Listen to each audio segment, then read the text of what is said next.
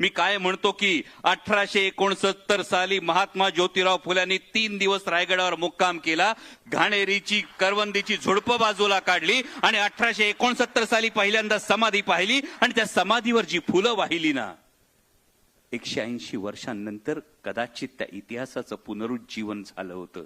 आणि जर हा संघर्षाचा वारसा असेल तर कोणीतरी चिठोऱ्यावर लिहून दिलं कार्यक्रम आयोजित करू नका.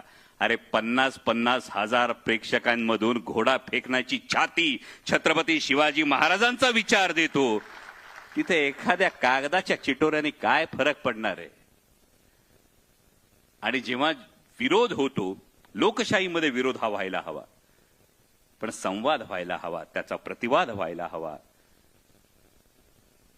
जर भ्याड बुरख्या आडून फक्त कागदाचे चिठोरे सरकवायचे असतील तर त्या कागदाच्या चिठोऱ्यांची कसपट करून कचरापेटीत फेकून द्यायची ताकद सुद्धा आपल्या वैचारिक भूमिकेत असली पाहिजे, या मताचा मी आहे. एवढंच फक्त सुरुवातीला सांगायचं होतं. परंतु मी मनापासून आभार मानतो विद्यापीठाचे, कारण एक वैचारिक भूमिका मांडत असताना, छत्रपती शिवाजी महाराज छत्रपती संभाजी महाराजांची भूमिका मांडत असताना, म्हणजे मगाशी पराग सरांनी 3 वेळा छत्रपती संभाजी महाराजांचा धर्मवीर असा उल्लेख केला. माझा याला आक्षेप नाही, ती त्यांच्यासाठी ओळख आहे, त्याचा मी सन्मान केला पाहिजे. मालिका करत असताना मला असं वाटलं, जो काही थोडाफार अभ्यास होता त्यावेळी मला असं वाटलं, ज्याचा अनेकांना याच्याशी सहमत असतात, अनेक जण त्याच्याशी असहमत असतात. मला असं वाटलं की स्वराज्य रक्षक ही बिरुदावली छत्रपती संभाजी महाराजांसाठी जास्त व्यापक ठरते. कारण काबूल ते बंगाल सल्तनत असलेला औरंग्या त्याच्या लाखांच्या फौजेनिशी स्वराज्यावर चालून येतो. एकावेळी 5 आघाड्यांवर पंजेफाड करत असताना स्वराज्याचा एकही किल्ला 8 वर्षात छत्रपती संभाजी महाराज त्याच्या हाती लागू देत नाहीत. तर केवळ बलिदानाच्या प्रसंगापेक्षा हा 8 वर्षांचा संघर्ष सुद्धा जो आहे, ती त्यांची ओळख आणखी व्यापक ठरते, ही माझी भावना आहे. शिवचरित्राकडे, शंभूचरित्राकडे बघताना माझी स्वच्छ भूमिका हीच आहे. तुम्ही कोणत्या पैलूतून त्या चरित्राकडे बघता, तुम्ही कोणत्या पैलीतून त्या अष्टपैलू व्यक्तिमत्वाकडे बघता, ते तुमचं आहे. तुम्हाला फक्त ते स्वीकारता आलं पाहिजे, तुम्हाला फक्त ते अंगीकारता आलं पाहिजे. आणि छत्रपती शिवाजी महाराज ही फक्त डोक्यावर घेऊन नाचायची नाही, ती डोक्यात भिनवून घेण्याची गोष्ट आहे. ती फक्त मिरवायची नाही, ती आयुष्यभर रोज गिरवायची गोष्ट आहे. एवढं जर समजलं तर तुम्ही कोणताही पैलू उचला, तुम्ही कोणत्याही अंगाने बघा, तुम्ही कोणतंही विशेषण द्या. परवा एका न्यूज चॅनलवर बोलताना मला विचारलं, तुमची भूमिका काय? मी काही ठिकाणी सांगितलं, काही ठिकाणी आरती होते, मला पटत नाही. वैयक्तिक भूमिका म्हणून तुम्ही करू नका असं माझा हट्ट आहे का? माझा तो हट्ट नाही. एखाद्या ठिकाणी मंदिर बांधलं जातं, मला पटतं किंवा मला पटत नाही, हा माझा वैयक्तिक गाभा आहे. पण त्याचं कारण मला ठाऊक असलं पाहिजे. कारण माझं म्हणणं हेच आहे की जगाच्या इतिहासाला पडलेलं अद्भुत कोडं आणि हिंदुस्थानच्या इतिहासाला पडलेलं सुरेख स्वप्न म्हणजे छत्रपती शिवाजी महाराज. आणि छत्रपती शिवाजी महाराज हे देव नव्हते, पण आमच्यासाठी देवाहून कमी नव्हते. मर्त्य माणसाच्या जन्माला येऊन सुद्धा ही फार महत्वाची ओळख आहे तुमच्या माझ्यासाठी. हा देवाचा अवतार जाणवत नाही, हा देवाचा अवतार वाटत नाही, हा देवाचा अवतार भासत नाही की देवाचा अवतार हा स्वर्गातून उतरला आणि थेट सिंहासनावर बसला. असं घडलं का?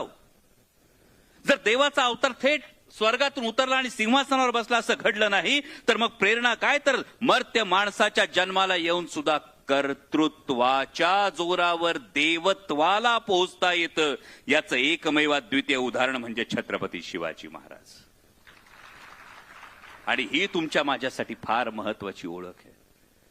जेव्हा आमचे प्रयत्न थांबतात, जेव्हा सगळ्यावरचा भरोसा उठतो, तेव्हा कर्तृत्वावर विश्वास ठेवणारी, शून्यातून स्वराज्य निर्माण करणारी एक प्रेरणा, एक किरण शलाका या मातीत उदयाला आली. आणि त्या प्रेरणेचं नाव छत्रपती शिवाजी महाराज आहेत. आणि म्हणून माझं कायम असं म्हणणं आहे, माझ्यासाठी मी जो अर्थ लावलाय तो हा आहे की माझा कायम प्रयत्नवादावर विश्वास ठेवायचा असेल, माझा कायम माझ्या कर्तृत्वावर भरोसा ठेवायचा असेल, तर होय, मी अभिमानानं सांगतो, मी छत्रपती शिवाजी महाराजांचा मावळा आहे.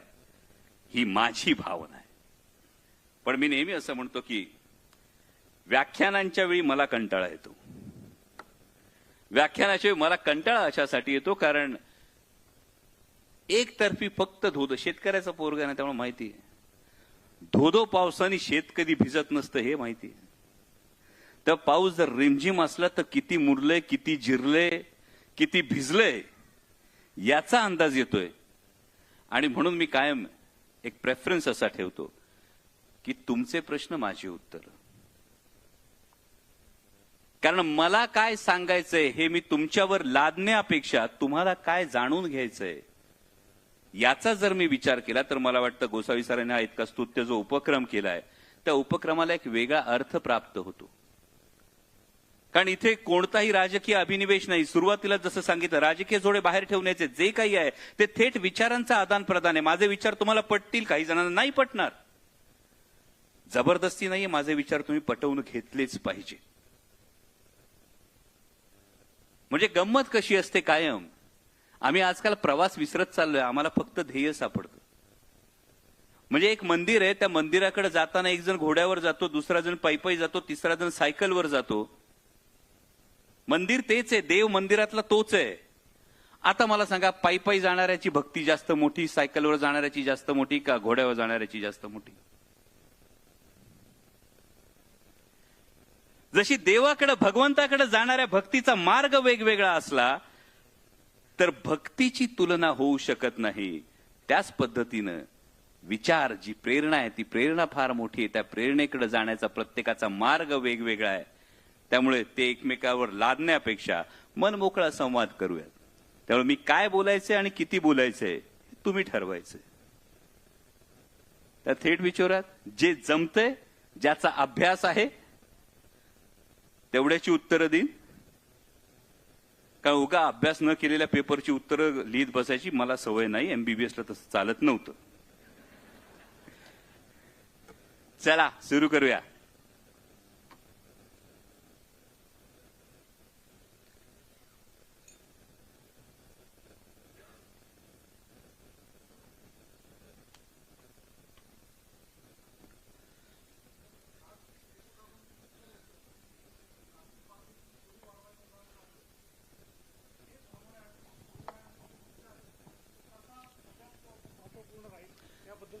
एकदा शांतपणे छत्रपती शिवाजी महाराजांच्या अष्टप्रधान मंडळाकडे नजर टाका.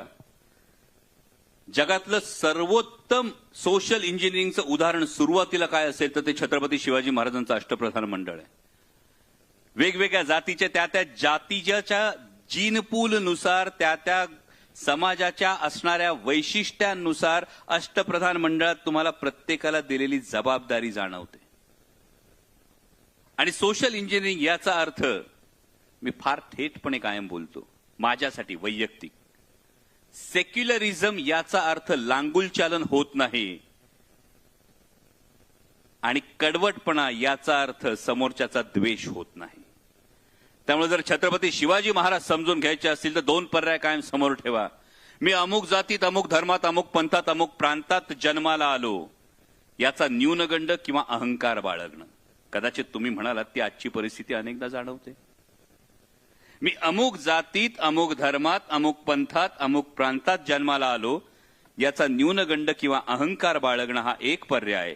आणि मी कुठल्याही जातीत, कुठल्याही धर्मात, कुठल्याही पंथात, कुठल्याही प्रांतात जन्माला आलो तरी माझ्या कर्तृत्वानं माझं व्यक्तिमत्व अशा उंचीवर नेऊन ठेवील की माझा माझ्या जातीला, माझा माझ्या प्रांताला, माझा माझ्या पंथाला, माझा माझ्या धर्माला आणि त्याहीपेक्षा महत्वाचं म्हणजे माझा माझ्या राष्ट्राला अभिमान वाटेल. पर्याय दुसरा जो असतो ना तो छत्रपतींच्या मावळ्याचा पर्याय असतो. आणि जर दुसरा पर्याय निवडला तर पहिलं जे वातावरण आहे हे सगळं वातावरण तुम्ही असं मागच्या मागे टाकून देता कुठेतरी. आता T20 वर्ल्ड कप सुरू आहे, बघताय की ना मॅचेस थोडेफार? हा बघताय ना? त्या बुमराची जात सांगा ना पटकन.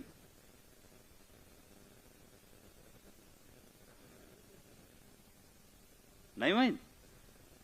अहो पण आम्ही तर जाती अभिनिवेशाने पछाडलोय आणि तुम्हाला माहित नाही. माहित नाही की माहित करून घ्यावीशी वाटत नाही. माहीत करून घ्यावीशी वाटत नाही. याचं महत्वाचं कारण तो जे काही करतोय तो देशासाठी जर काही एखादी गोष्ट करतोय तो देशाच्या संघाकडून खेळतोय, त्याचा देशाला अभिमान वाटतोय. विचार करा, जेव्हा तुमच्या व्यक्तिमत्वाची ओळख ही उंच उंच उंच होत जाते ना, तेव्हा या खुजा ज्या गोष्टी असतात ना याची आवश्यकताच भासत नाही.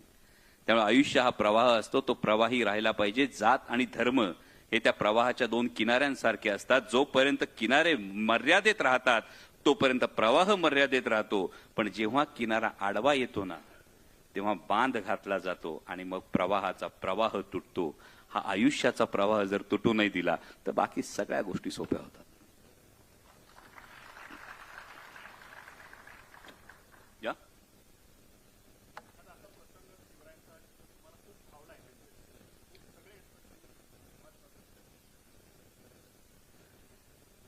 नाही, अनेक प्रसंग आहेत. म्हणजे मी कायम असं म्हणतो की छत्रपती शिवाजी महाराजांच्या आयुष्यातला आपली गंमत कशी होते ना की आम्ही छत्रपती शिवाजी महाराजांचं आयुष्य किंवा छत्रपती शिवाजी महाराजांचा इतिहास हा अनेकदा केवळ त्या 7 घटनांपुरता मर्यादित करतो. या 7 घटनांपुरता जेव्हा छत्रपती शिवाजी महाराजांचा जर आम्ही संपूर्ण इतिहास मर्यादित केला तर आम्ही त्यांना केवळ त्या फॅन्टसी स्टोरी पर्यंत नेतो. म्हणजे आपण जर बारकाईनं बघितलं तर मी सुरुवातीला एक जी गोष्ट म्हटलं ना, छत्रपती शिवाजी महाराजांची समाधी ही लुप्त असण्याचा काळ जर आपण बघितला तर तो जवळपास 180 वर्षाचा आहे. म्हणजे 1749च्या सुमारास छत्रपती संभाजीराजांचे पुत्र शाहू महाराज यांचं निधन झालं. 1761च्या सुमारास माझ्या माहितीप्रमाणे ताराराणींचं निधन झालं. आणि तरी हा प्रश्न निर्माण होतो, या संपूर्ण काळामध्ये उल्लेख कुठेच नाही छत्रपती शिवाजी महाराजांची. त्यानंतरच्या काळामध्ये छत्रपती शिवाजी महाराजांची जयंती निर्माण झाल्याचे उल्लेख आहेत.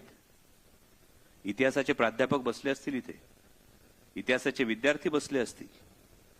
हा मला समाजशास्त्रीय हा प्रश्न पडतो की मग का ही प्रेरणा नव्हती, की ही प्रेरणा दाबली गेली होती, की ही प्रेरणा विसरली गेली होती, ही विस्मृतीत गेली होती.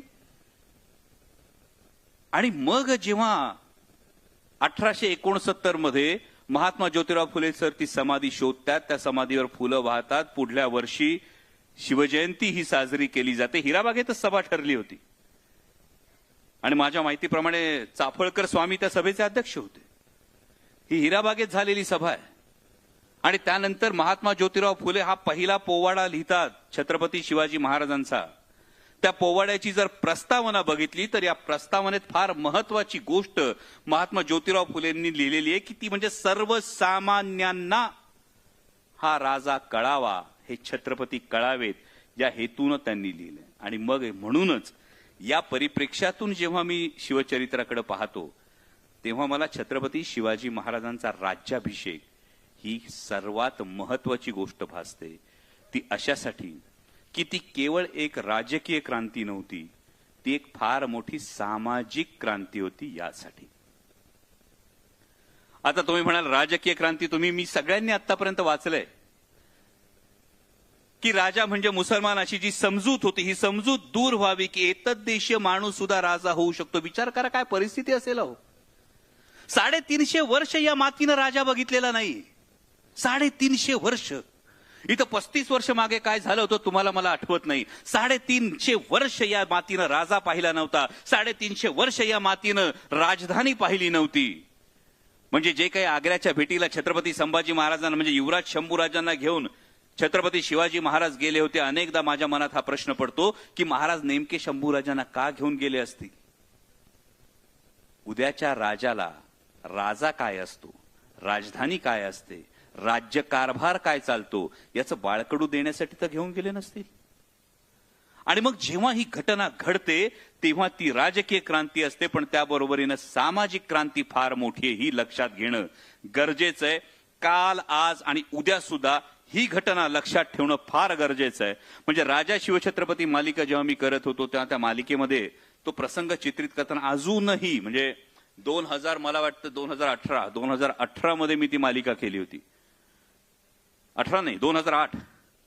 2008 मध्ये ती मी मालिका केली होती. आजही तो प्रसंग तसाच्या तसा माझ्या डोळ्यांसमोर आहे. आणि तो म्हणजे छत्रपती शिवाजी महाराज राजदंड हातात घेऊन त्या सिंहासनासमोर वळतात. मला वाटतं त्यावेळेचं मालिकेचं जे काही टायटल पेज होतं तेव्हाची ती गोष्ट होती. आता ही घटना सामाजिक क्रांती का हे लक्षात घेणं गरजेचं आहे. कारण तोपर्यंतचा प्रत्येक हिंदू राजा ही राज्याभिषेकाची शपथ घेत असताना हा धर्मदंड, हा राजदंड त्यांच्या धर्मगुरूच्या हातात दिला जात होता. आणि राजा शपथ अशी घेत होते की माझा राजदंड मी माझ्या धर्मगुरूच्या हातात देतो आहे, आणि जर माझ्याकडून काही अनुचित प्रकार घडला तर माझा धर्मगुरू माझ्या मस्तकावर या राजदंडाचा प्रहार करून मला पदच्युत करेल. ही शपथ होती राजाची. याचा अर्थ काय होता? सत्ता कुठली वर होती? धर्मसत्ता ही राजसत्तेच्या वर होती. राजाला पदच्युत करण्याचा अधिकार हा धर्मसत्तेच्या हातात होता.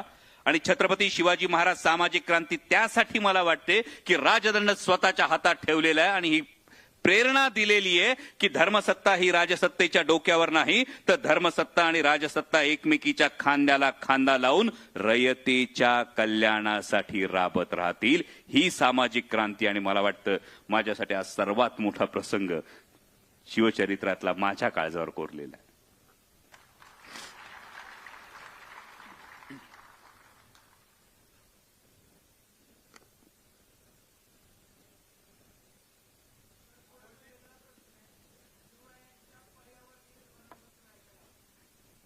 आताच्या काळात बोलताना अंगावर शहारे येतील. म्हणजे साधं तुम्ही एक आज्ञापत्र जरी घेतलं ना, म्हणजे मी स्ट्रिक्टली सांगितलं मी राजकीय भाष्य करणार नाही, पण एक साधं आज्ञापत्र घेतलं की महाराजांनी आरमाराच्या वेळी लाकूड कुठलं गोळा करावं आणि लाकूड गोळा करत असताना कुठली कुठली झाडं तोडू नयेत, हे जर महाराजांचं आज्ञापत्र एक जर बघितलं ना, तर आज एखाद्या कार्यक्रमासाठी झाडांची कत्तल होत असताना पर्यावरणप्रेमी थकून जातात ओरडून ओरडून, पण ही काळाची गरज आहे असं सांगितलं जातं. पण काळाच्या पुढची गरज छत्रपतींनी ओळखली होती. आंबा, फणस, काजू ही झाडं वाढायला वर्षानुवर्ष लागतात आणि ती झाडं लेकरासारखी वाढवली जातात. त्यामुळं ही झाडं तोडू नये असे सक्त आदेश हे महाराजांनी त्यांच्या एका आज्ञापत्रात दिलेले आहेत. हा एक भाग राहतो. आणि या एकूण पद्धतीनं जे जगण्याशी थेट निगडीत आहे, जे युद्धाशी थेट निगडीत आहेत, या अशा अनेक गोष्टी तुम्हाला शिवचरित्रामध्ये दिसतात. पण याच्या खोलात गेलं तर हे कदाचित राजकीय विषयांतर होईल, म्हणून मी टाळेल.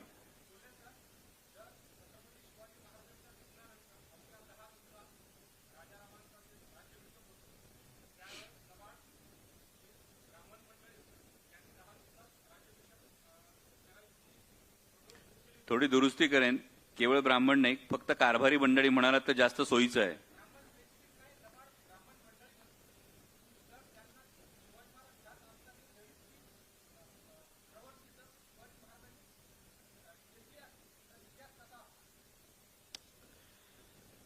कसं असतं, जर तरच्या या सगळ्या गोष्टी वेगवेगळ्या आहेत. म्हणजे जर ही प्रवृत्ती वेळीच ठेचली गेली असती तर त्याच्या आधीच एक शक्यता येते, मग ही प्रवृत्तीने त्यावेळी डोकं वर काढण्याची हिंमत दाखवली असती का? बरं, दुसरी एक गोष्ट फार महत्वाची आहे. छत्रपती शिवाजी महाराजांनी संभाजी महाराजांना सांगितलेली की राजाला आपलं काळीज तलवारीच्या धारेवर ठेवून रयतेचा संसार करावा लागतो. आणि हा संसार करत असताना काही चुकतात, मागतात, त्यांनाही सांभाळून घ्यावं लागतं.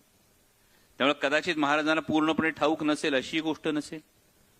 अनेकदा असं म्हणतात, हिस्ट्री रिपीट्स इटसेल्फ. हे अनेक ठिकाणी अनेकदा आपल्याला अनुभवायला मिळतं की कदाचित ज्या कारभारी मंडळांना सत्तेच्या परिघात उभं राहून त्यांना ती सत्ता दिसली असेल, जरी त्यांना ते पद महत्वाचं नसेल, तर अशा वेळी कारभाऱ्यांच्या मनात ही किंतु परंतु ही शंका आली असेल का? दोन शक्यता आहेत. फार महत्वाची गोष्ट एक लक्षात घ्या आधी बोलताना, की इतिहास हा एका बिंदूसारखा आहे. नेमकं काय घडलं ते फक्त त्याला ठाऊक आहे. त्याच्या आजूबाजूच्या फक्त शक्यता आपल्याला वर्तवायच्या. तर त्यातली पहिली शक्यता ही येते की कदाचित त्या कारभारी मंडळींना असं वाटलं का की एक अजाणता राजा जर बसला, कारण राजाराम महाराजांचं वय तेव्हा अगदी लहान होतं, अजाणता राजा जर बसला तर कदाचित कारभाराची सूत्र पूर्णपणे आपल्या हाती येतील म्हणून त्यांनी घाई केली का? जर युवराज शंभूराजे जर छत्रपती झाले तर आपले जी आमिष आहेत, आपले जे काही मनोरथ आहेत, ही सफल होणार नाहीत म्हणून त्यांनी घाई केली का? पण तुम्ही जरी हे, आणि तिसरा तर्क हा आहे, ते स्वराज्यद्रोही होते का? तर मला तिसरा तर्क फारसा संमत होत नाही मी स्वतः यासाठी. कारण आपण ज्या जहाजात बसलोय, ज्या बोटीत बसलोय, तीच बोट बुडवावी असं अनेकांना त्यावेळी वाटलं नसेल. पण अनेकदा होतं असं की तात्कालिक स्वार्थापायी दीर्घकालीन नुकसान हे आपण कधी बघत नाही. तुम्ही जे म्हणता त्या कारभाऱ्यांचं कदाचित हेच झालं असावं. तात्कालिक स्वार्थापायी दीर्घकालीन आपलं काय नुकसान होऊ शकतं याचा त्यांनी विचार केला नाही आणि त्यामुळे या सगळ्या गोष्टी घडल्या. परंतु हे जर महाराजांना त्याची सुरुवातीलाच कल्पना आली असती तर महाराज पॉलिटिकली किंवा स्वराज्य दृष्ट्या इतके, ज्याला आपण एक श्रूड लीडर म्हणू शकतो, तर अनेक इतिहासकार असंही मानतात की साक्षात स्वराज्य संकल्पक शहाजी महाराज साहेब जरी स्वराज्याच्या विरोधात तलवार घेऊन उभे राहिले असते तरी महाराजांनी तलवार म्यान करण्याआधी दोनदा विचार केला असता. इतके महाराज थेट स्वराज्याचं ध्येय पाळणारे होते आणि त्यामुळे मला वाटतं ही प्रवृत्ती तेव्हा आली असती तर चित्र हे वेगळं झालं असतं.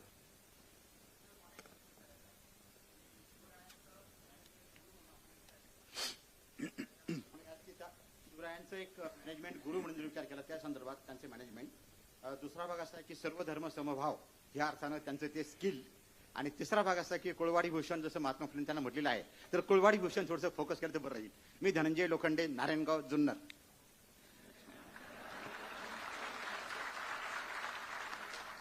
खरं तर जुन्नर तालुक्यातल्या माणसाला महाराज वेगळे सांगायचे नसतात. उदापूरचं आहे मी.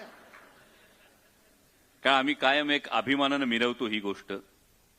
कारण महाराष्ट्राला जेव्हा पुस्तकातून महाराज दिसतात ना, त्याच्या काही दिवस, काही महिने, काही वर्ष आधी का होईना जुन्नरकरांना शिवनेरीच्या रूपानं महाराज हे कायम जाणवत असतात, अशी माझी हे जुन्नरकर असल्यामुळे ही धारणा आहे.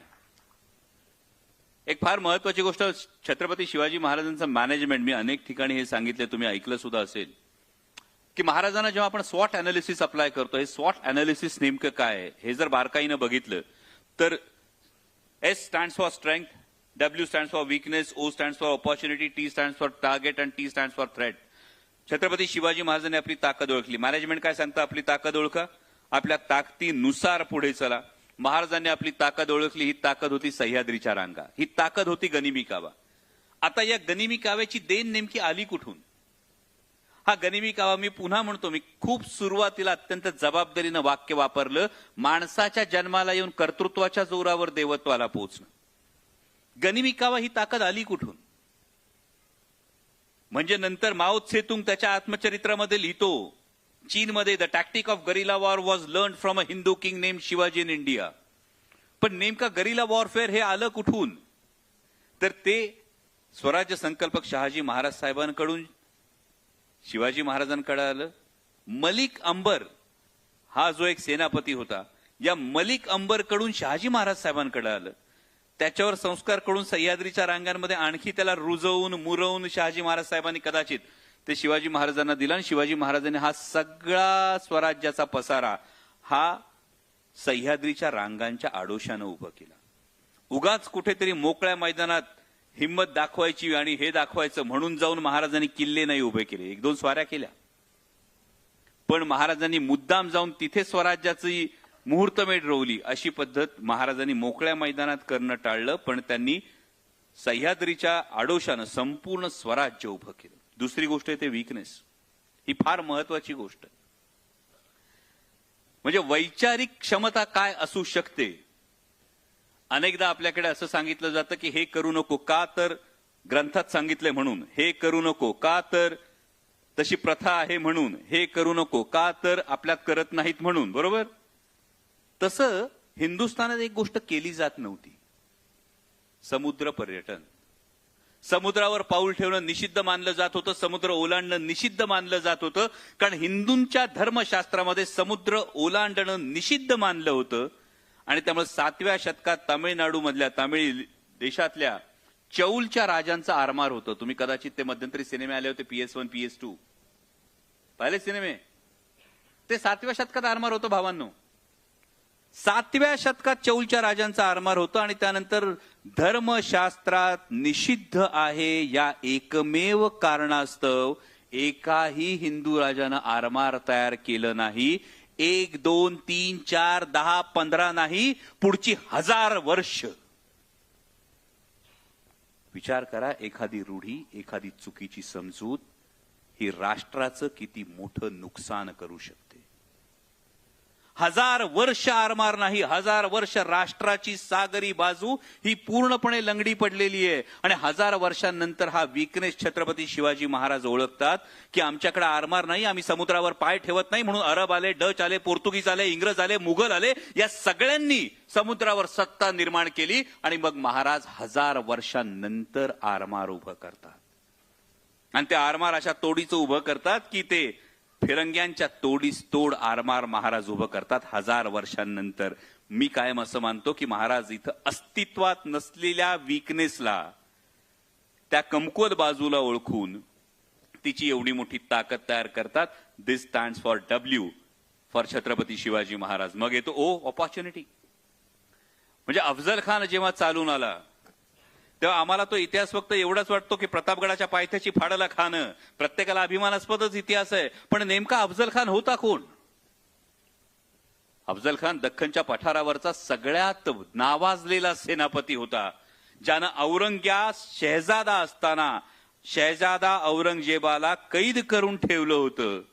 इतका पराक्रमी सेनापती हा त्यावेळचा अफजल खान होता. आणि इतका पराक्रमी सेनापती तोपर्यंत स्वराज्यावर जी काही फौज चालून आली होती त्यापेक्षा कैकपट फौज घेऊन जेव्हा अफजल खान चालून येत होता तेव्हा आलेलं फार मोठं संकट होतं. या संकटाच्या वेळी अनेकांनी सल्ला देण्याचा प्रयत्न केला होता की तह करू आणि मागे हटू. तुमच्या माझ्या आयुष्यात अनेकदा येतं संकट, अनेकदा संकटाचा अफजल खान तुमच्या माझ्या समोर असतो आणि अनेकदा तुमचं माझं मन सांगतं की तह करू, 2 पावलं मागं जाऊ. महाराजांनी संकटातली संधी शोधली होती की प्रत्येक संकटाच्या पाठीवर एक संधी चालून येते. जर संकटाला हुलकावणी दिली तर संधी पण हुलकावणी देते आणि संकटाला जर तिथंच फाडला तर संधी हातात येते. केवळ पुणे सुपे परगण्यापुरतं असलेलं स्वराज्य आणि दख्खनच्या पठारावर द्वाही फिरली. जेव्हा अफजल खान फाडला तेव्हा द्वाही फिरली की छत्रपती शिवाजी नावाचा राजा या दख्खनच्या पठारावर उदयाला आला. That is opportunity. मग तुम्ही विचार करता तो टार्गेटचा, थ्रेटचा.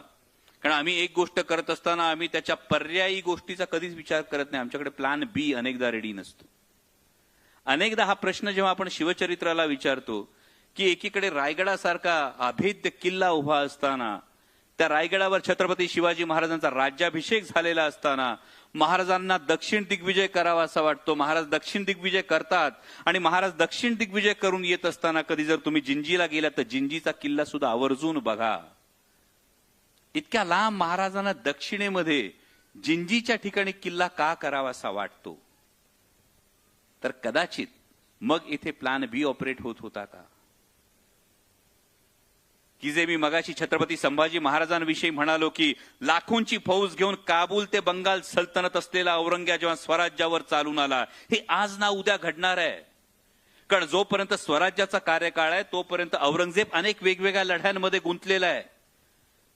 आणि जशी औरंगजेबातली राजपुतानातली लढाई असेल, पंजाबची लढाई असेल, त्याचा इतर ठिकाणचा बंगालमधला जो काही असमंजस अस्वस्थतेचा काळ असेल तो संपल्यानंतर कधी ना कधी औरंगजेबासारखं सैन्य, मुघलांचं सैन्य हे पूर्णपणे स्वराज्यावर चालून येऊ शकते. ही भीती कदाचित, हा धोका कदाचित महाराजांनी ओळखला आणि महाराजांनी थेट जिंजी पर्यंतच जो प्लॅन बी आहे तो जर तुम्ही ऑपरेट केलेला पाहिला तर त्यामुळे स्वराज्य टिकलं. छत्रपती संभाजी महाराजांच्या बलिदानानंतर रायगड अवघ्या काही महिन्यात पडल्यानंतर छत्रपती राजाराम महाराजांना जिंजीच्या आश्रयानं स्वराज्य टिकवता आलं, मावळ्यांना लढता आलं. हा होतो जी थ्रेट आहे ती आधीपासून ओळखून त्यानुसार पुढे जाणं. आणि शेवटची गोष्ट राहते ती टार्गेट. पुन्हा तुमचं माझं टार्गेट जे काही असतं ते आमचं भौतिक असतं, ते आमचं जवळचं असतं. पण जेव्हा ध्येय उदात्त असतं तेव्हा नेमकं काय होतं तर मी जे म्हणतो की 350 वर्षानंतर जगाच्या इतिहासातलं एकमेवाद्वितीय उदाहरण आहे की ज्या राजाचं नाव घेतलं की आजही आमचा ऊर अभिमानानं भरून येतो. ते नाव म्हणजे छत्रपती शिवाजी महाराज. कारण या स्वराज्यापेक्षा आकारानं मोठी असलेली अनेक राज्य उदयाला आली, अस्ताला गेली. वैभवानं मोठी असलेली अनेक राज्य उदयाला आली, अस्ताला गेली. पण स्वराज्याचं नाव घेतलं तर आजही ऊर अभिमानानं भरून येतो. याचं फार महत्वाचं कारण आहे तरुण मित्रांनो. लक्षात ठेवा, आयुष्यातलं कुठलंही काम करताना लक्षात ठेवा, या स्वराज्याला असलेलं नैतिक अधिष्ठान. ध्येय प्रत्येकाचं वेगवेगळं असू शकतं, ध्येय प्रत्येकाचं मोठंही असू शकतं, ध्येय प्रत्येकाचं व्यक्तिगत असू शकतं. पण त्या ध्येयाला जेव्हा तुम्ही नैतिक अधिष्ठान देता, जेव्हा त्याला नीतिमत्तेची जोड देता, तेव्हा जी काही चटणी भाकर खाता ती इमानाची खाता, ती सुखाची खाता. आणि हे नैतिक अधिष्ठान तुमच्या ध्येयाला हे चिरंतन बनवतं. मला वाटतं छत्रपती शिवाजी महाराजांना जेव्हा मॅनेजमेंट प्रिन्सिपल अप्लाय करतो तेव्हा या गोष्टी समोर येतात. जय शिवराय.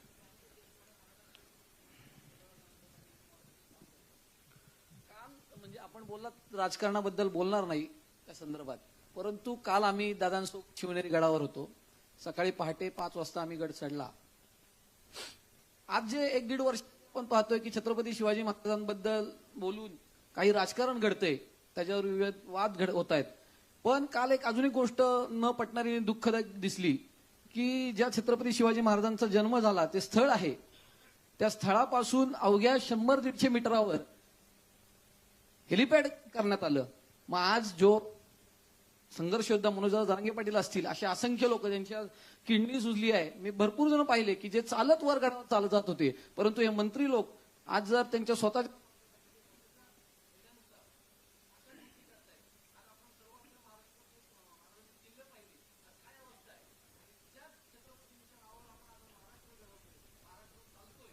अशा घटना घडतात, आमच्यासारख्या शिवप्रेमींना आणि अशा सामाजिक विद्यार्थ्यांना किंवा कार्यकर्त्यांना खूप याचं चुकीचं, आणि त्या संदर्भात आपली भूमिका. पुन्हा याला कोणतंही राजकीय हे घेऊ नका. याला केवळ एक शुद्ध शिवभक्ताची भावना म्हणून लक्षात घ्या. तुम्ही जी भावना व्यक्त केली, ही भावना केवळ आज नाही, ही भावना यापूर्वी सुद्धा काही शिवभक्तांनी व्यक्त केली आहे. आणि त्याचवेळी ज्या पदावरचे लोक तिथे येतात, त्या पदावरच्या लोकांची व्यस्तता जर पाहिली, हे बघा, केवळ राजकीय टीका करायची तर मी वेगळी टीका करेन, परंतु जर ती एकूण व्यस्तता बघितली तर त्या व्यस्ततेसाठी आता हे शिवभक्त म्हणून एखादी व्यक्ती असे म्हणू शकेल की शिवनेरी चढायला 1 ते 1 तास फार तर लागतो, उतरायला काय फार तर अर्धा-पाऊण तास लागतो, त्यांनी काय फरक पडतो, एवढा वेळ पण देता येत नाही का?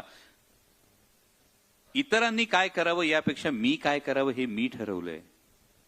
तुम्हाला आजतागायत अमोल कोल्हे कधी हेलिकॉप्टरने शिवनेरीवर येताना दिसणार नाही. तो जातो तेव्हा पद असो नाही तर नसो, तो चालत गडावर चढतो. तो चालत गडावर चढताना पहिल्या पायरीवर नतमस्तक होतो. इतकं कशाला मी हे मानतो. मी तुम्हाला कालची गोष्ट सांगतो. काल मी शिवनेरी गडावर नव्हतो शिवजयंतीला. मला काहींनी प्रश्न विचारला की तुम्ही त्या भागाचे खासदार आहात, तुम्ही तिथले लोकप्रतिनिधी आहात आणि तुम्ही शिवनेरी गडावर का नाही? याचं माझं काय म्हणणं असतं की माझ्यासाठी 350 दिवस 365 दिवस शिवजयंती असते. काल मराठवाड्यातल्या 30 आत्महत्याग्रस्त शेतकऱ्यांच्या एकल विधवा महिला, त्यांच्या पत्नी यांना शिवजयंतीला मला भेटायचं होतं. त्यासाठी त्या मुंबईत मी सावित्रीबाई ज्योतिराव फुले मालिकेच्या सेटवर आल्या होत्या आणि मला असं वाटलं होतं की अभिवादन तर मी नेहमीच करतो, मनात तर कायम आदरच आहे, पण ज्या माता भगिनी या राष्ट्रमाता जिजाऊ माँसाहेब, क्रांतिज्योती सावित्रीबाई फुले आणि पुण्यश्लोक अहिल्याबाई होळकरांचा, रमाईचा आदर्श घेऊन स्वतःचं संसार, स्वतःचं घर, स्वतःचं शेत आणि पर्यायानं स्वतःचं राष्ट्र घडवतायत, त्यांना अभिवादन केलं तर माझा मुजरा कदाचित मातृसत्ताक पद्धती राबवणाऱ्या महाराजांपर्यंत पोहोचेल, ही माझी भावना होती. त्यामुळे इतरांनी काय करावं यापेक्षा माझं म्हणणं आहे मी काय करावं हे जर मी ठरवलं आणि हा मी आम्ही मध्ये बदलला आणि हा आम्ही आपण मध्ये बदलला तर गोष्टी आपोआप बदलतील.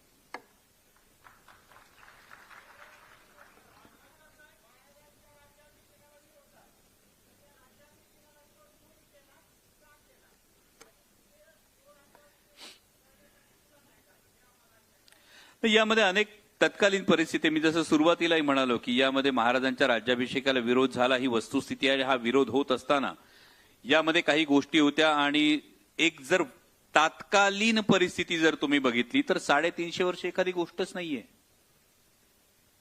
म्हणजे जर या सभागृहामध्ये जर व्याख्यान होतं हे तुम्हाला ठाऊकच नाहीये, 350 वर्ष व्याख्यान कसं असू शकतं हे जर माहितीच नसेल तर त्याविषयी अनेक प्रश्न निर्माण करायला जागा निर्माण होते. आणि मग हा नेमका अधिकार कोणाला आहे, या संदर्भात कोणी नेमके संस्कार करायचे, यामध्ये यांनी मान्यता द्यायची किंवा त्यांनी मान्यता द्यायची नाही. त्यानंतर तुम्ही अ.रा. कुलकर्णींचं अशी होती शिवशाही हे जर पुस्तक वाचलं तर तुम्हाला अ.रा. कुलकर्णींच्या अशी होती शिवशाहीमध्ये फार डिटेल या संपूर्ण इतिहासाविषयी किंवा राज्याभिषेकाच्या विरोधाविषयी हे सगळे डॉक्युमेंट्स मिळतात.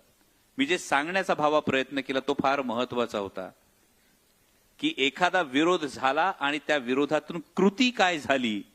मला वाटतं महाराजांची राजदंड हातात धरण्याची कृती या सगळ्या विरोधाचं चोख उत्तर होती, जी आजच्या काळात सुद्धा प्रेरणा देते की धर्मसत्तेने ठरवायचं नाही काय करायचं, तर धर्मसत्तेने राजसत्तेच्या खांद्याला खांदा लावून रयतेच्या कल्याणासाठी राबायचं.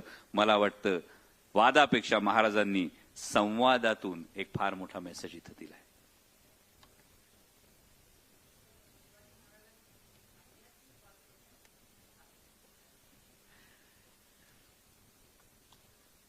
ही आध्यात्मिक बाजू नेमकी काय होती हे सांगता येत नाही. कारण मगाशी जसं मी अफजल खानाच्या वधाचा प्रसंगाचं जे उदाहरण दिलं, या उदाहरणामध्ये एक प्रचंड वेगळ्या पद्धतीनं रणनीती ही महाराजांनी आखलेली आपल्याला दिसते. म्हणजे जर तुम्ही मी अष्टपैलू जसं म्हणतो एका पैलूनं जर तुम्ही बघितलात तर काही जणांच्या मते, काही अभ्यासकांच्या मते अफजल खानाला फाडणं ही लांडग्याची शिकार आहे. लांडग्याची शिकार म्हणजे काय, तर रानात जेव्हा लांडगा शिकार करतो तेव्हा एका बलशाली लांडग्याला त्याच्या छातीपर्यंत पुरलं जातं आणि मग इतर लांडगे सावज ताणत ताणत ताणत त्या सावजाला त्या लांडग्याच्या टप्प्यात आणतात. आणि जेव्हा ते सावज टप्प्यात येतं तेव्हा हा अर्धा पुरलेला लांडगा हा झेप घेतो आणि सावज पकडतो. ही लांडग्याची शिकार करण्याची पद्धत आहे. या पद्धतीवरून प्रेरणा घेतली असं काही अभ्यासकांचं म्हणणं आहे. दुसऱ्या काही अभ्यासकांचं म्हणणं तुमच्या माझ्या मनात तत्कालीन याच्यानुसार एक चित्र हे कायम राबवण्यात किंवा बिंबवण्यात आलं, जे तुम्ही मी लहानपणी पाहिलंय. तुमच्यापैकी किती जणांनी पाहिले मला ठाऊक नाही. की महाराजांना प्रश्न पडल्यानंतर त्यांनी भवानी मातेने स्वप्नात येऊन दृष्टांत दिला आणि भवानी मातेनं महाराजांना तलवार दिली. हे चित्र अनेकांनी पाहिलं असेल. मग ही आध्यात्मिक बाजू होते का, हा प्रश्न खरं तर मला स्वतःला पडला होता. म्हणजे कलाकार म्हणून हा एक प्रवास आहे सर, इंटरेस्टिंग. राजा शिवछत्रपती मालिकेच्या वेळी हा प्रश्न खरोखर पडला होता की ज्या माणसामुळे आपण असं मानतो, ज्या माणसामुळे अंगणातली तुळस, गोठ्यातली गाय, घरातली माय आणि देवळातले देव सुरक्षित राहिले, थेट विधान आहे ते म्हणजे छत्रपती शिवाजी महाराज. आणि जर देवळातले देव ज्यांनी सुरक्षित ठेवले ते छत्रपती शिवाजी महाराज जर असतील तर मग महाराज अशा दृष्टांताच्या साक्षात्काराच्या गोष्टीवर विश्वास ठेवतील की त्याचा ते रणनीती म्हणून वापर करतील. हा मला प्रश्न तेव्हा पडला. आणि म्हणून राजा शिवछत्रपती मालिकेचं चित्रीकरण सुरू होतं ते, आणि तेव्हा मी असं म्हणालो की हे थेट दाखवण्यापेक्षा यामध्ये महाराज भवानी मातेच्या मूर्तीशी संवाद साधतात आणि त्यातून महाराजांना कल्पना सुचते आणि आपण तो प्रसंग तसा दाखवला. 8-9 वर्ष उलटली. 8-9 वर्ष उलटल्यानंतर स्वराज्य रक्षक संभाजी मालिकेच्या वेळी छत्रपती संभाजी महाराजांच्या तोंडून ही पहिल्यांदा गोष्ट वदवली. जे आज तुम्ही मान डोलवताय ना, तेव्हा हा डायलॉग लिहायचा की नाही 10 वेळा विचार करावा लागत होता. की असं काही घडलं नव्हतं, मावळ्यांचं मनोधैर्य खच्ची झालं होतं. आणि जर कौटिल्यामध्ये जेव्हा कूटनीतीमध्ये असं म्हटलं जातं, कौटिल्याने म्हणून ठेवलं की राजानं कायम असं दाखवावं की त्याच्यामध्ये दैवी अंश आहे, देव त्याला प्रसन्न आहे, आणि या तत्वानुसार महाराजांनी दृष्टांताचा प्रसंग केला असेल. 2018 मध्ये परत हा संवाद लिहिला. त्यानंतर 2021 मध्ये स्वराज्य जननी जिजामाता मालिकेच्या नेमकं काय घडलं असेल हे दाखवता आलं. आणि आज मी तुमच्या समोर थेट हे मांडतोय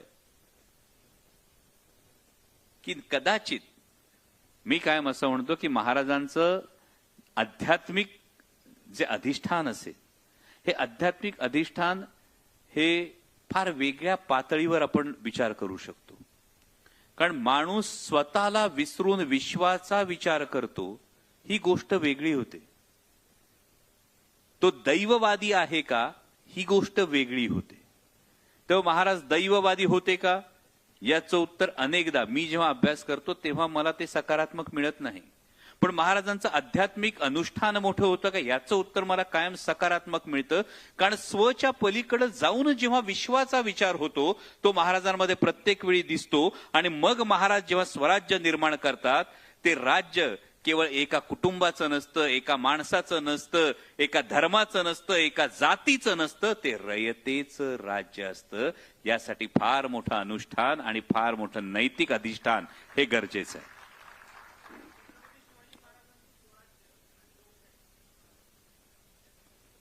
मी परवा गमतीने एक विधान केलं होतं. मी पुन्हा राजकीय अर्थ लावत नाही. हे प्रत्येक वाक्याला डिस्क्लेमर द्यावं लागतो सर.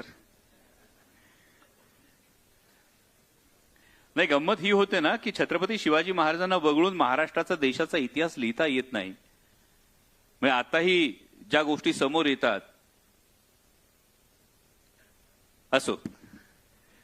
तर तुम्ही जे म्हणाला त्याच्यावरचं अगदी एक छोटं उत्तर असं आहे की छत्रपती शिवाजी महाराजांचं मी जसं म्हणालो की हे राज्य एका व्यक्तीचं, एका कुटुंबाचं, एका जातीचं, एका धर्माचं असण्यापेक्षा सर्वसामान्य रयतेचं राज्य असणं हे राजेशाहीत असलेलं लोकशाहीचं बीज आपल्याला दिसतं. आणि आज लोकशाही म्हणवत असताना अनेकांना प्रश्न पडतो की आम्ही हुकुमशाहीच्या दिशेने जातो की काय. हा या दोन गोष्टींमध्ये नक्की फरक आहे. हा काहींना प्रश्न पडतो, मला पडतो की नाही हे मी अजून सांगितलं नाही. शेवटचा एक प्रश्न घेऊया, थांबूया. थांब 1 मिनिट, आधी तिकडून येऊ दे, मी इकडून घेऊ.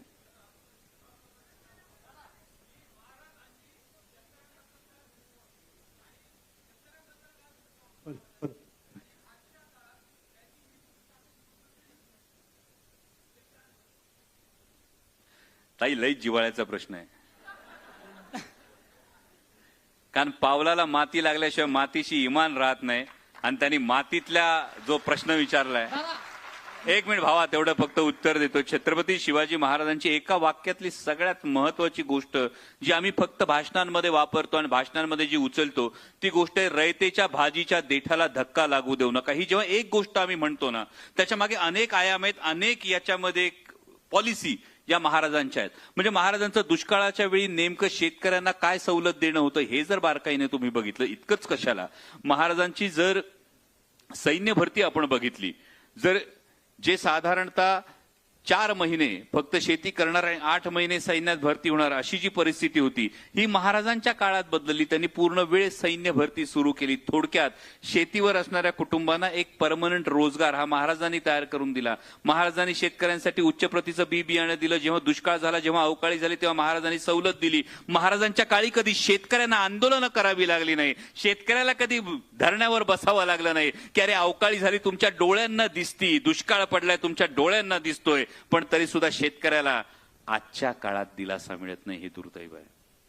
आता जेव्हा परराष्ट्र धोरण येतो तुम्ही एक साधा विचार करा, महाराजांच्या काळामध्ये जिझिया कर लावला औरंग्याने, हिंदूंच्या यात्रेवर कर लावला जिझिया कर, महाराजांचा तह झाला होता, महाराजांनी क्षणात तह मोडून टाकला की जर आमच्यावर तुम्ही अकारण कर लादत असाल तर आम्हाला तुमचा तह नको असं महाराजांनी म्हटलं.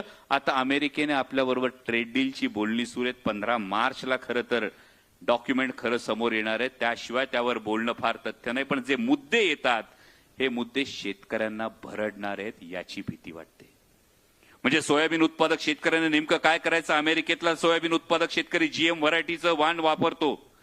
तो जर एकराला 20 क्विंटल काढत असेल तर आमचा शेतकरी एकराला 5 क्विंटल काढू शकतोय. त्याची सोयाबीन येणार, त्याचं सोया ऑइल येणार. मग आमच्या सोयाबीन उत्पादक शेतकऱ्याचं, महाराष्ट्रातला जो 65% सोयाबीन उत्पादक शेतकरी, त्यांनी काय करायचं. लांब धाग्याचा कापूस जेव्हा येतो तो विचार करा, मागच्या वेळी बोलणी सुरू झाली, 15 लाख गाठी आल्या. MSP पेक्षा कापसाचा भाव 1,500 रुपयांनी कमी होता, हमी भावापेक्षा 1,500 रुपयांनी. इथं तुम्ही बसलेले आहात सगळे नोकरी करणारे जर लोक असाल, उद्या जर युनिव्हर्सिटीने तुम्हाला सांगितलं तुम्हाला जो काही पगार मिळणार आहे या पगारातली 25% रक्कम आम्ही कापून घेणार, चालतंय का?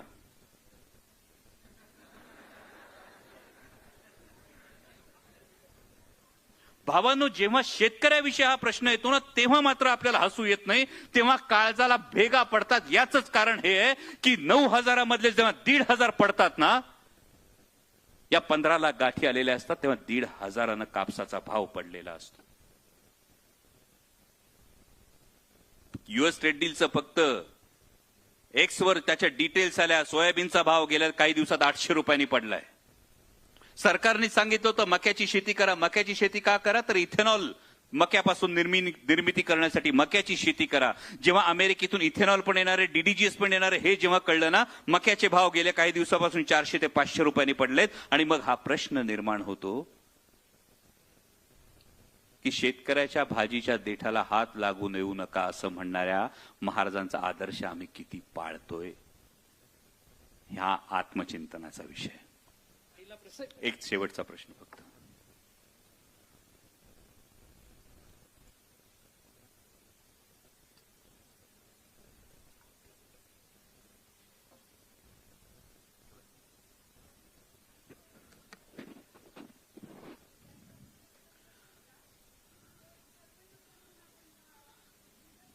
नसेल तर मग आपण स्वराज्य याला हिंदवी स्वराज्य म्हणावं की जनतेचे राज्य याबद्दल आपलं ताई काय होतं, आपण इतिहासाकडे निरीक्षर विवेक बुद्धीनं पाहत नाही. म्हणजे माझ्यासाठी हा शॉकर होता जेव्हा मी शिवप्रताप गरुडजप सिनेमाच्या चित्रीकरणासाठी गेलो होतो आणि तेव्हा मी एएसआयच्या, तुम्हाला जोडून प्रश्न विचारायचा आहे? अच्छा, नंतर विचारायचा आहे. तर मी एएसआयच्या ऑफिसमध्ये बसलो होतो तेव्हा मला माहित नसलेली एक गोष्ट त्या एएसआयच्या माणसानं असं सांगितली होती. आणि आम्ही त्या लाल किल्ल्यामध्ये, आग्र्याच्या लाल किल्ल्यामध्ये चित्रीकरण करणार होतो आणि त्या एएसआयच्या अधिकाऱ्यांना बोलता बोलता मला असं सांगितलं की उज्जैनच्या महाकाल मंदिराला जीर्णोद्धार कुठल्या तरी मोगल शासकानं, कदाचित औरंगजेबानं त्या काळात हे काहीतरी केलं होतं असं मला अस्पष्ट काहीतरी अजूनही आठवतं. गंमत अशी होते ना की आम्ही इतिहासाकडे निरक्षरी विवेक बुद्धीने पाहत नाही आहोत. हे केवळ धर्मयुद्ध होतं की धर्म हा टूल होतं. अनेकदा सत्ता संघर्षासाठी धर्म हे टूल असतं का हा प्रश्न येतो. जर मुघल शासक आणि छत्रपती शिवाजी महाराज यांच्यातला संघर्ष केवळ धर्मयुद्ध होता असं जर आपण म्हटलं तर मग औरंग्याने आदिलशाही आणि कुतुबशाही बुडवण्याचं नेमकं कारण काय असेल? या प्रश्नाचं उत्तर मिळत नाही.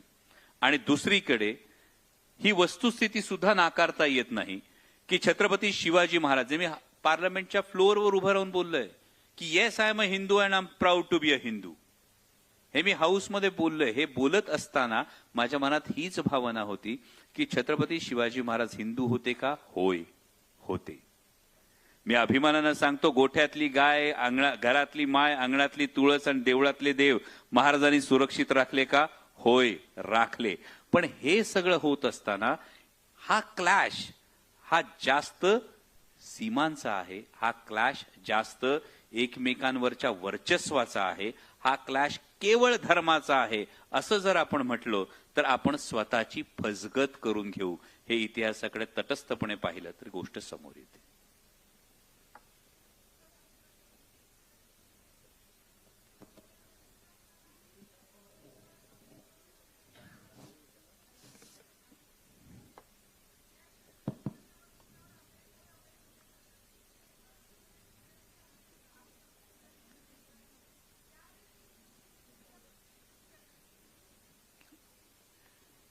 सगळ्यात इंटरेस्टिंग आहे म्हणजे हे तुमच्या प्रश्नाला मी रिलेट करू शकतो.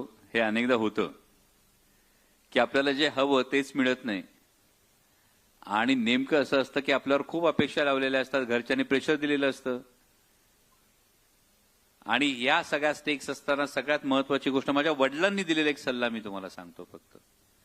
तो असा आहे की आयुष्यात घेतलेला कुठलाच निर्णय चुकीचा नसतो ताई. फक्त भविष्यात पुढे जाऊन मागे घेतलेला निर्णय बरोबरच होता हे सिद्ध करण्याची धमक तुमच्यात असली पाहिजे.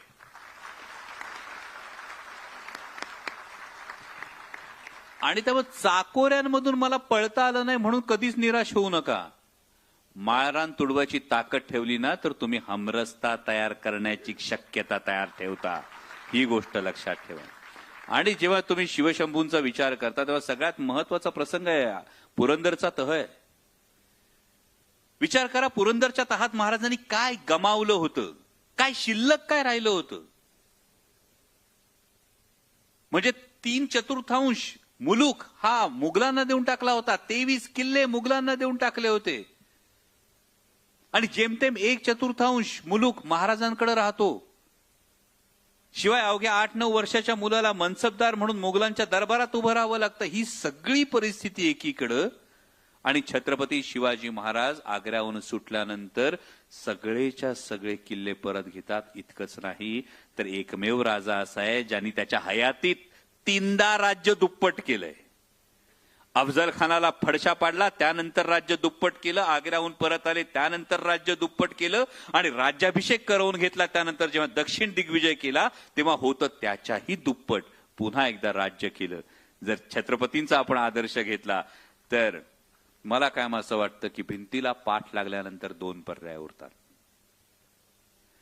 जे महाराजांनी आग्र्याच्या भेटीमध्ये कदाचित अवलंबलं असेल की भिंतीला पाठ लागल्यानंतर 2 पर्याय उरतात. एक म्हणजे हातपाय गाळून आहे त्या परिस्थितीला शरण जाणं, आणि दुसरा पर्याय उरतो आहे त्या ताकदीनिशी एकवटून समोरच्या संकटाला चितपट करणं. महाराजांचे मावळे असाल तर दुसरा पर्याय निवडा, संकट चितपट झाल्याशिवाय राहणार नाही. Last question. दादा एक प्रश्न. अरे खूप वेळ चालेल ते. एक लास्ट दादा, माझा लास्टच आहे दादा. थांब, एक तिचा होऊ दे. एक दादा, एक होऊ देत. हे 2 शेवट. हे बरी गंमत आहे. मला कोणतरी आधी सांगत होतं एक तर डॉक्टर कोल्हेंची व्याख्यानाची तारीख मिळत नाही. सर, आजची तरुण मंडळी म्हणजे सामाजिक घटकांपासून जरा अंग राखून असते, आणि आपले महाराज वयाच्या अवघ्या 16व्या वर्षी त्यांनी स्वराज्याची शपथ घेतली. तर तुम्ही आजच्या तरुण पिढीला काय संदेश द्याल त्यांच्या चरित्रातून?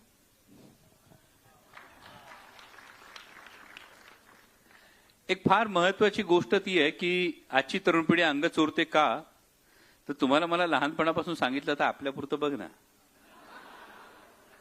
उगा इकडे तिकडे बघायची खरंच काही गरज नाहीये. पण एवढंच सांगेन की जेव्हा तुम्ही आता धावता, तुम्ही ध्येयाच्या मागे धावणं तुमच्या प्रत्येकाचं कर्तव्य आहे. ते धावत राहिलं पाहिजे. कारण आयुष्यात तुम्ही कुठं पोचता ते पोचल्यानंतर तुमचं कोणी ऐकतं की नाही हे ठरतं. तेव्हा मगाशी घोरपडे सरांनी जेव्हा परिचय दिला, एवढा जर कदाचित परिचय नसता तर तुम्ही टाइमपास म्हणून ऐकून सोडून दिलं असतं. मला हा प्रश्न पण विचारला नसता. आणि त्यामुळे एका ध्येयापर्यंत तुम्हाला हे पोचणं हे खूप गरजेचं असतं. पण त्या ध्येयापर्यंत पोचत जात असताना याच्या पलीकडे एक गोष्ट असते. पहिला एक टप्पा असतो मी माय मायसेल्फ. आता मी फ्री फोकटमध्ये लाईफ कोचिंग देतो.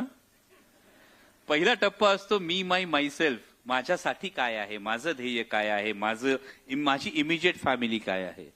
दुसरा टप्पा असतो तो म्हणजे युअर सेल्फ. तुमच्यासाठी काय आहे, जो तुमच्या इमिजिएट सर्कलच्या थोडासा इनर सर्कल असतो त्याच्यासाठी काय आहे. आणि तिसरा टप्पा जेव्हा असतो तर तो दे देम देअर सेल्फ हा जो असतो तो जर आधीपासून ओळखून घेतला ना की आयुष्यात मी काही जरी केलं तरी एक टप्पा असा येणार आहे की माझी ओंजळ भरणार आहे आणि पोटासाठी फक्त मुठभर लागतं. जर मुठभरापेक्षा जास्त कमवायचा प्रयत्न करत राहिलो तर ओंजळीत पडलेलं सांडून मातीमोल होतं. ओंजळीत पडलेलं सांडून मातीमोल होण्याच्या आधी ओंजळ स्वतःची जरूर भरण्याची शाश्वती करून घ्या. पण सांडणार दुसऱ्याच्या ओंजळीत टाकण्याची जर प्रवृत्ती आधीपासून ठेवली तर एक भावना जी मनात येते. म्हणून मी फार मगाशी जाणीवपूर्वक एक विधान केलं आणि ते म्हणजे नैतिक अधिष्ठान. हे नैतिक अधिष्ठान जेव्हा तुम्हाला कळतं, तरुणाईला एवढंच सांगेन नैतिक अधिष्ठान कसं शोधायचं आणि कुठं शोधायचं. जेव्हा आरशासमोर उभे राहिल्यानंतर मी जे काही केलंय, मी जे काही करतोय, मला स्वतःच्या नजरेला नजर देता येते आणि अंथरुणावर पाठ टाकले की सुखाची झोप लागते. लक्षात ठेवा तुमच्याकडे तुमचं नैतिक अधिष्ठान आहे. एवढीच गोष्ट करा. लास्ट नाही 2 आता. हा थांब त्याला विचारू दे. तो खूप वेळ थांबलाय. दादा सध्याच्या एक मिनिट ताई. दादा सध्याच्या राजकीय परिस्थिती.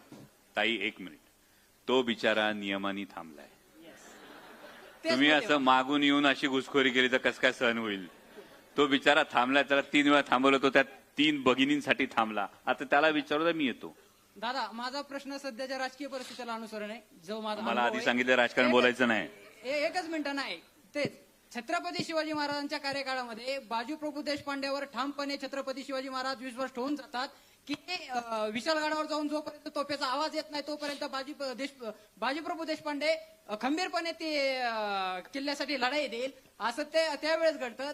सध्याच्या मी स्वतः किंवा काही राजकारणामध्ये तर मला वाटतं आम्ही ज्या वेळेच्या सध्याच्या युनिव्हर्सिटीमधले किंवा येणाऱ्या पिढ्या विद्यार्थ्यांच्या त्यांना जर राजकारणामध्ये जायचं असेल आणि राजकारणामध्ये गेल्यानंतर आपल्याला पाहिजे त्या पद्धतीचा नैतिकता असणारा नेता जर शोधत असेल तर सध्या परिस्थितीला असा कोणता नेता राहिला राज्याच्या राजकारणामध्ये त्याचं नाव सांगावं आपण.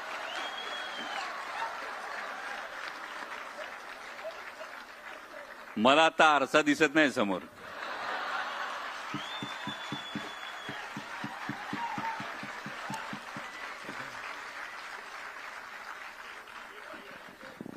भावा एकच प्रश्न विचारतो तुला.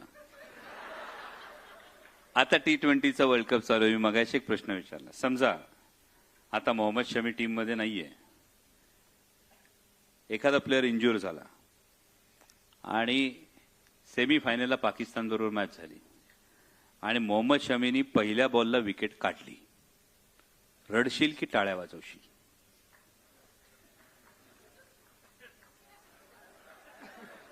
अरे धर्मद्रोही आहात तुम्ही, कळतंय का? टाळ्या वाजवणार तुम्ही? असं कुणी जर म्हणालं तर त्यांना जरूर सांगा, जर मोहम्मद शमीनी पहिल्या बॉलला विकेट काढली तर जर मी टाळ्या वाजवल्या तर मी देशप्रेमी ठरतो. माझी पहिली भावना ही राष्ट्राप्रती समर्पित होते आणि जर माझी अंतर्गत भावना, माझी मूळ भावना, माझी मूळ प्रेरणा ही जर राष्ट्र ही संकल्पना असेल तर मी ती संकल्पना उचलली पाहिजे. आणि भावा, जो पण नेता तुला हे सांगेल ना, तू कुठल्याही जातीत, कुठल्याही धर्मात, कुठल्याही पंथात, कुठल्याही प्रांतात जन्माला आला तरी भावा तू आधी माणूस आहेस, तू या राष्ट्राचा नागरिक आहेस आणि हे राष्ट्र उभं करण्यासाठी मला तुझी गरज आहे. बिनधास्त त्या नेत्याच्या पावलावर चाल, काही घाव उठत.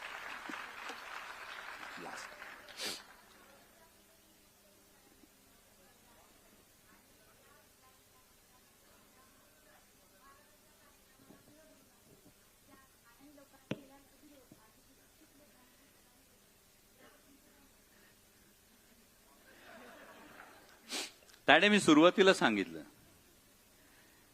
कसं आहे ना, घासल्याशिवाय धार नाही तलवारीच्या पातीला आणि संघर्षाशिवाय पर्याय नाही महाराष्ट्राच्या मातीला.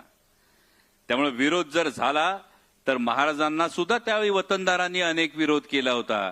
या वतनदारांच्या वाकड्या मिडी उखडून टाकून स्वराज्याची मुहूर्तमेढ महाराजांनी रोवली. जर त्यांचे आपण मावळे म्हणत असू ना, तर त्यांचा विचार आपण याच मातीत रुजवणार, याच मातीत पुन्हा ती मुहूर्तमेढ रोवणार. कुणाला किती विरोध करायचा असला तरी त्यांना त्यांची तोंड लपवावी लागतील एवढा विश्वास आपल्यामध्ये असला पाहिजे.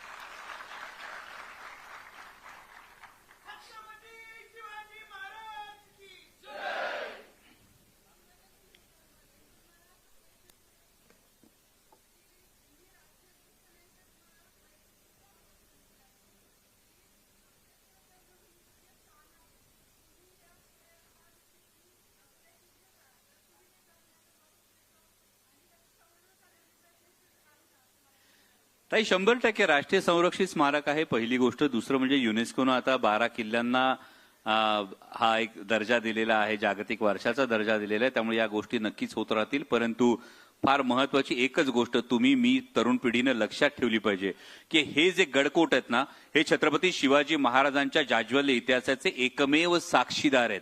यातला एक एक बुरुज राखण्यासाठी, यातला एक एक दरवाजा राखण्यासाठी तुमच्या माझ्या कितीतरी पूर्वजांनी रक्ताचे पाठ वाहिलेले आहेत. आणि त्यामुळे ज्या दगडांवर छत्रपती शिवाजी महाराजांच्या मावळ्याच्या पराक्रमाच्या खुणा आहेत, तिथं जाऊन कुठेतरी खडूनी आणि दगडांनी वेगळ्या खुणा रंगवणं आधी बंद करा. हे गडकोट तुमच्या माझ्या स्वाभिमानाचे हे शिलेदार आहेत. एवढी गोष्ट जर लक्षात ठेवली तर मला वाटतं छत्रपती शिवाजी महाराजांना ही खरी आदरांजली असेल. पुन्हा एकदा तुम्ही मन मोकळं ऐकून घेतलं, मला तुमच्याशी संवाद साधण्याची संधी दिली तर मी मनापासून तुमच्या सर्वांचा आभार मानतो. माझ्या विचारांमध्ये कदाचित तुमच्यापैकी कुणाच्या विचारांशी जर ते विचार जुळले नसतील